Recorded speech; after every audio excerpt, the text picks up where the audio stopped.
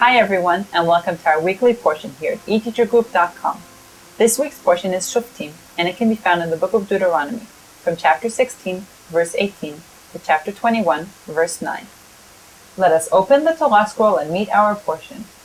Shoftim v'shotrim, תיתן לך בכל שעריך, אשר אדוני אלוהיך נותן לך לשבטיך, ושפטו את העם משפט צדק.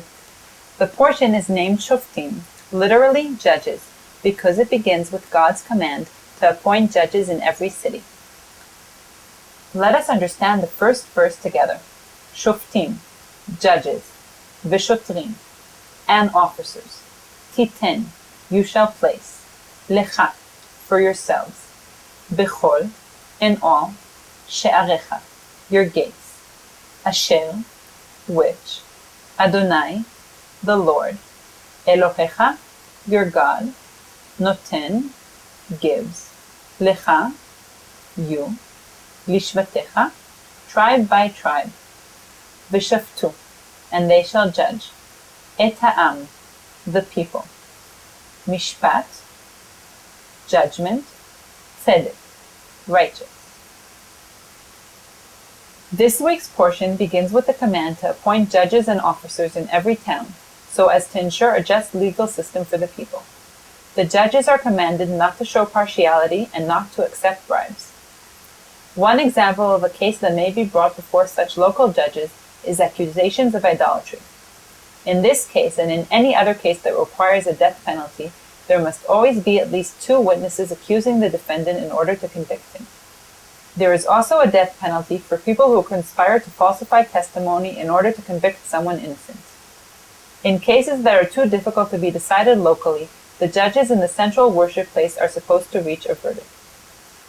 After entering the land, the Israelites may decide to take a king over them as all the other nations around them have. There is a list of restrictions and commands for this king, in order to make sure that he does not gain too much power and obeys God's laws. The Canaanites, which the Israelites are going to dispossess, are known for turning to soothsayers and diviners. The Israelites are commanded not to do so and to trust God's prophets. However, they must make sure that these prophets are true prophets of God. One of the commandments for the Israelites is to create refuge cities for people who kill without intent. This is a repetition and expansion of the same commandment discussed previously in the portion of Mas'eh. When going out to war, the people are commanded not to be afraid because God is fighting for them. Some people are exempt from war. One who has just built a new house and not yet dedicated it. One who has planted a vineyard and not yet enjoyed its fruit. And one who is engaged but not yet married, as well as those who are fearful and may have a bad influence due to their fears. When approaching a far-off city in war, the Israelites are commanded to first offer terms of peace. If these are accepted, the people will not be hurt and will serve the Israelites in forced labor. If the terms are not accepted, all the men are to be killed and the city is supposed to be confiscated. However, the close cities of Canaan cannot enjoy this option and must be totally destroyed. When fighting against the city, the Israelites are forbidden to destroy trees that bear fruit. At the end of the portion, special laws concerning a case where a body is found in the field and there is no murder suspect are brought.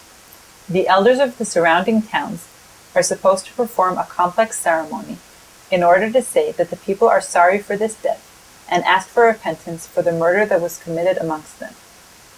Thanks for joining us for this week's portion. We hope to see you again next week. Have a great week.